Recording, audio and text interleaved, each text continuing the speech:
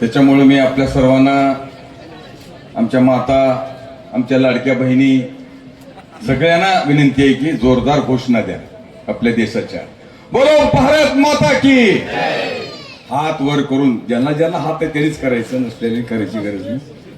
त्यांनी हात वर करून घोषणा, बोलो भारत माता की, बोलो भारत माता की, वंदे वंदे. आज प्रजासत्ताक दिन म्हणजे आज परमपूज्य बाबासाहेब आंबेडकरांनी आपल्या देशाला घटना दिली. त्याच्या अगोदर इंग्रज होते, मोगल होते, ते निघून गेले, पण 2 वर्ष घटनाच नव्हती. आणि आपल्या देशात बाबासाहेबांनी अभ्यास करून, त्यांच्या बरोबरचे काही सगळी मंडळी करून त्यांनी घोषणा दिल्या. आणि त्या घोषणा, ती घटना दिली, त्या घटनेचं राज्य सुरू झालं 50ला. आणि ते दिन आपण दरवर्षी साजरा करतो. आणि मग हा जो गुराखी गड आहे,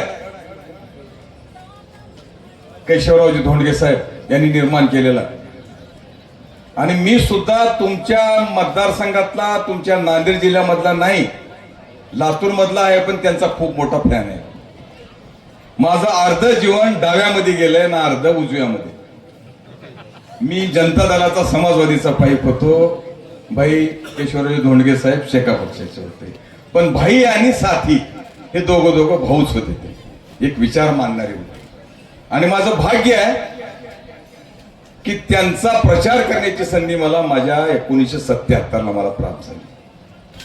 मी कॉलेजचा मंडळाचा अध्यक्ष होतो आणि युवक क्रांती दलाचा अध्यक्ष होतो. आणि चाकूर हे त्यावेळेस अहमदपूर चाकूर तुमच्या मतदारसंघात होतं. आता तुमचा लोहा खंदार आमच्याकडे आहे, साठवलोट झालं. आता तुमचं तिकडे गेलं, आमचं तिकडे होत, तुमचं एक तिकडे होता अगोदर. तर त्या चाकूरच्या, अहमदपूरच्या बऱ्याच कार्यक्रमाला सहभागाला आम्ही तिथं जायचं. धोंडगे साहेबांचं 2 वेळेस भाषण ऐकलं. आणि चाकूरच्या सभेला त्यांचं चिन्ह होतं बैलगाडी, पुरुषोत्तमजी. तर त्या लोकांनी ठरवले की आपण बैलगाड्याच घेऊन जायचं. आणि जवळपास 51 बैलगाड्या आम्ही काढलो. मी आता जीप मध्ये सुद्धा कोणी बसत नाही, काळ बदलला ना आता. आणि बसलं तर एक आणि त्याचा दोस्तच. आम्ही जे मेळावे घेतोय ना, पुरुषोत्तम म्हणा, मुक्तेश्वर म्हणा, तर त्या मेळाव्याला कार्यकर्त्याला मी गाड्या देतोय. गाडी गच्च भरून आणा म्हणतोय. पण ते दोघं काय म्हणतात, कशाला घ्यायचं साडीसाठी, आपला पण दोघं जाऊ. पण त्या काळात बैलगाड्यात सुद्धा माणसं आले. तर ते मला योग्य प्राप्त झालंय सांगायचं. म्हणजे त्या संमेलनाला मला पुरुषोत्तमनं, मुक्तेश्वरनं इथं बोलवलं. आणि ही जी गादी आहे धोंडगे साहेबाची, मी मनातून विचार केलो की या गादीचं दर्शन आपल्याला होतंय. आणि ते मान सन्मानानं या संमेलनाचा अध्यक्ष मला म्हणून बोलवते, तर आपला आयुष्याचा पांग तुटतंय. आता राहिल्यात किती आमचे 71 झाल्यात. कधी यासाठी काही सांगता येत नाही आपल्याला. मरण्याच्या अगोदर आम्हाला संधी प्राप्त झाली. आणि म्हणून मी त्यांचं स्मरण करतो. स्टेजवर बसलेले आमचे इंद्रजित भालेराव, खरं तर ते प्राध्यापक आहेत. 20 मिनिटे बोलले नाही तुम्ही, कोणतं चिठ्ठी दिली त्याला, म्हणजे ते कातावले. ते खरं म्हणजे प्राध्यापकाचा जन्मसिद्ध अधिकार आहे 45 मिनिट बोलण्याचा. तुम्ही हिरावून घेतला मुक्तेश्वरजी. आणखीन 20 मिनिट त्यांनी बोलायला पाहिजे होतं. आणि लोकांना प्राध्यापक कुठला की मनातच त्यांनी ठरवून टाकतात, अरे बापरे आता 1 घंटा जाते. तसं मी सुद्धा आपल्या समोर ज्या मी बी वक्ता, हे तर प्राध्यापक त्याला 45 मिनिटाची बंदी आहे कायद्यानं, पण आम्हाला बंदीच नाही. आणि कुठं किती बोला ह्याचंही भान नाही आम्हाला. म्हणजे आम्ही जर आता कोणाच्या मातीला गेलो, आता अंत्यविधी आहे तिथं फक्त श्रद्धांजली अर्पित करायची आहे पुरुषोत्तम, तिथं सुद्धा आम्ही 10-5 मिनिट काढतो. आम्ही का, लोक महत्वाचे पुढे आलेले. आणि म्हणून आम्हाला जसं काही भान राहत नाही. पण मी इथं भान ठेवून बोलणार आहे, मी जास्त बोलणार नाही. आणि मग स्टेजवर असलेले आमचे इंद्रजित भालेराव, आमचे अण्णाभाऊचे नातू, यांचं दर्शन झालं. आणि ते अण्णाभाऊ साठे महामंडळाचे चेअरमन आहेत, महामंडळाचे.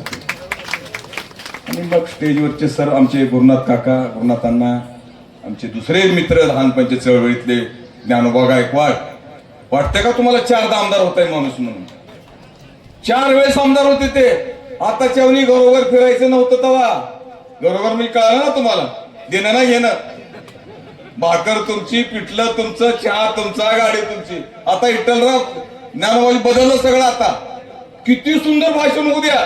आता झालं हो तुमचं भाषण. योजना काय असं प्लॅनिंग सांगा म्हणतात तुमची आम्हाला. आता जिल्हा परिषद निवडणुका चालू आलं तुमच्याकडे पुढल्या महिन्यात लागणार आहे. ते भाषण झालं. अरे काय द्यायचं तुम्हाला? तुम्हाला घरपूर दिलं, अन्नधान्य मोफत दिलं, बहिणीवांना 1,500 रुपये टाकलं, शेतकऱ्यांना मदत टाकली. आता काही राहिलं का? आता जाऊ दे बोंबलत गेले सगळे विसरून. आजचं सांगा, आजचं म्हणतात. तशा काळात ते आमदार नव्हते. पायी फिरून प्रवास करणारे आमचे ज्ञानोबाजी गायकवाड आणि आमचे 2 बंधू पुरुषोत्तमजी आणि मुक्तेश्वरजी. आणि त्यांचं सांगायचं कोणी तो उल्लेख केला मुंडे साहेबाचा. आणि मी त्या घटनेचा साक्षीदार आहे. गोदा परिक्रमा यात्रा होती सचिनजी, आणि ती यात्रा मुंडे साहेबांनी काढली होती. आणि त्या यात्रेमध्ये मी होतो त्यांच्या बरोबर. तर ते इच्छा व्यक्त केली त्यांनी मला केशवराव धोंडगे साहेबांची भेट घ्यायची. मला वाटतं रात्री 12 का 12:30चा टाइम, 2 वाजले होते. 2 वाजता रात्री येऊन त्यांची गळाभेट झाली. ठरल्याप्रमाणे आम्हाला जसं पुरुषोत्तमने अत्तर लावले तसं धोंडगे साहेबांनी मुंडे साहेबाला अत्तर लावले. मुंडे साहेबांनी गोपीनाथराव मुंडे साहेबाचा लेकरासारखा मुक्का घेतला, मला अजूनही आठवत. आणि मग म्हणले की गोपीनाथराव आता मी कधी जातोय माहित नाही, पण माझ्या घराकडे लक्ष ठेवा आणि माझ्या लेकराकडे बघा, त्याच्यावर लक्ष राहू द्या. आणि त्यावेळेस पासून आम्ही दोन्ही बंधूला मुंडे साहेबाची ही वारस समजतो. आणि त्यांनी कुठलंही जरी सांगितलं तर अर्ध्या रात्री आम्ही येण्याचं काम करतो. तर ही त्यांची एक आठवण म्हणून सांगितली. आणि म्हणून हा जो गड आहे गुराकी गड, याच्यावर इंद्रजित भालेराव खूप चांगलं बोलले, त्यांनी अनेकांनी बोलले. हे गुराकी गड म्हणजे कुठं देशात कुठंच नाही, इथंच आहे. आणि आता मी काही मोठेपणा सांगत नाही, माझ्याकडे 17,000 नंबर आहे पुरुषोत्तम. त्याच्यापैकी 9,000 गुराकी, वेटरवाले, गाड्या लोटणारे, हमालवाले. ते कशामुळे ठेवलंय? ते रात्री बेरात्री फोन करतात मला. आणि एखाद्या गुराकी असला, त्याचं नाव जर ज्ञानबा असलं तर ते ज्ञानबा फोन करते. मी फोन मध्ये सेव असलेला नंबर, बोला ज्ञानबा म्हणलं की बघा माझ्या गुराक्याचा नंबर सुद्धा अण्णाकडे म्हणतात. तर ते सुद्धा मला ते नातं ते सुद्धा जवळचं वाटतंय. तर अशी गुराकी अण्णाभाऊ साठेंची नातूंनी सांगितले की अण्णाभाऊच एक ब्रँड आहे. कोणतं? की ही पृथ्वी शेषाच्या मस्तकावर नाही नसून गोर गरीब कष्ट करणाऱ्या माणसाच्या हातावर आहे. त्याच्या आधी काय होतं? सगळेच म्हणत होते की हे शेषाच्या मस्तकावर आहे. पण अण्णाभाऊने हा सिद्धांत बदलला आणि त्यांनी गरिबीची कष्टाची जाणीव करून लोकांना दिली. आता त्याच्या अगोदर काय होतंय म्हणण्याच्या अगोदर, आता तुम्ही गावात सगळे गावातले खेड्यातले वापर, गावात एक वतनदार पाटील राहायचा आणि त्याच्या गावातच एक गंप्या म्हणा राहायचा. मग मालक त्याला सगळं गाव जरी गणपत म्हणत असले तर मालक पाटील म्हणायचं गंप्या त्याला. निवडणूक आली आणखीन काय गंप्या कसं, मालक तुम्ही म्हणसाल तसं. आता हाय का तसं सचिन? आता म्हणून गाव गंप्या कसा, गंप्या तर म्हणून बघा तुमचा खोटाच उपस्थित आहे गंप्या. आता तर हे गंप्याची ताकद अण्णाभाऊनी दिली त्या गंप्याला, जाणीव करून दिली त्याला. आणि आता निवडणुकीमध्ये परमपूज्य बाबासाहेबांनी सांगितलं की मी तुम्हाला लोकशाहीचा अधिकार देतोय का मताचा, आणि सगळा भारत बौद्धमय करीन असं म्हणले त्यांनी बाबासाहेबांनी. आता लोक म्हणतात केला का बाबासाहेबांना भारत बौद्धमय?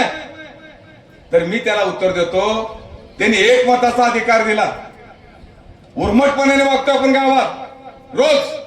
गंप्या, गोप्या, जनाबाईला जने, कृष्णाबाईला कृष्णे जातात. हे कृष्णे आज खुरपायला येतेस का? हे गंप्या आज येतोस का आमच्या शेतात? पण ज्या दिवशी मतदान आहे त्या दिवशी हा बाजारानं जावं आणि जणे म्हणावं. ही जणी जर तुझा खोट्टा नाही उपसली मग हे पठ्या थांबण्याला पाटील राहू द्या, झेंड राहू द्या, आमच्यासारखा आमदार राहू द्या, जनाबाई आहे का घरी म्हणते. आणि काही लई घाई दिलेलात का माय घरी आहे का म्हणते. जना माय बाहेर या. ती बी त्या दिवशी खतरनाक होते जरा बाई. काय रे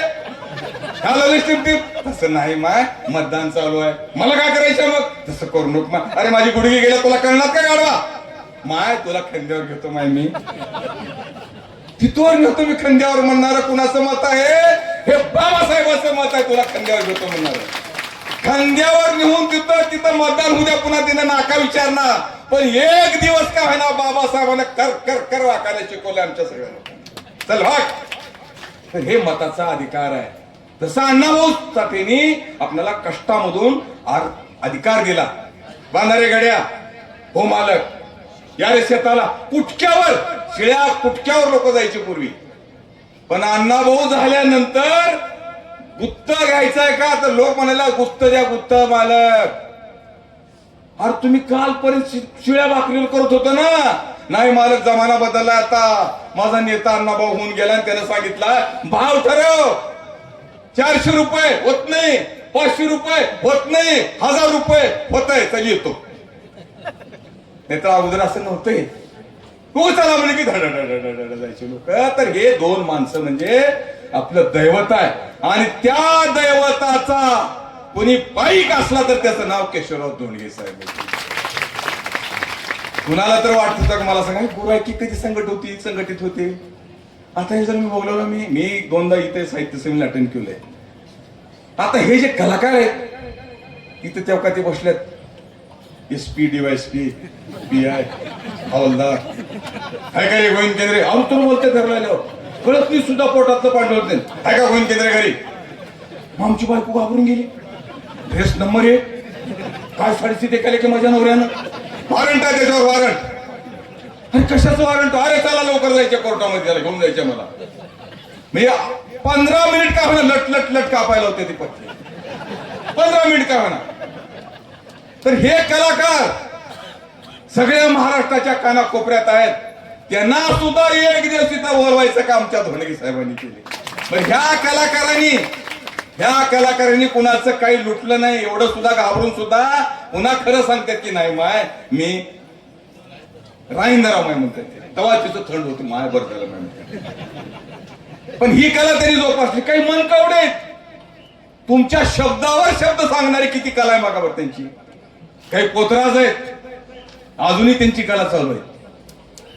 वासुदेव सकाळी उठल्या रामपाड्यात वासुदेव येतोय आपल्या घरी, दान पावलं म्हणतोय. तर ते वासुदेवाची सुद्धा त्यांनी इथं संघटन केलं.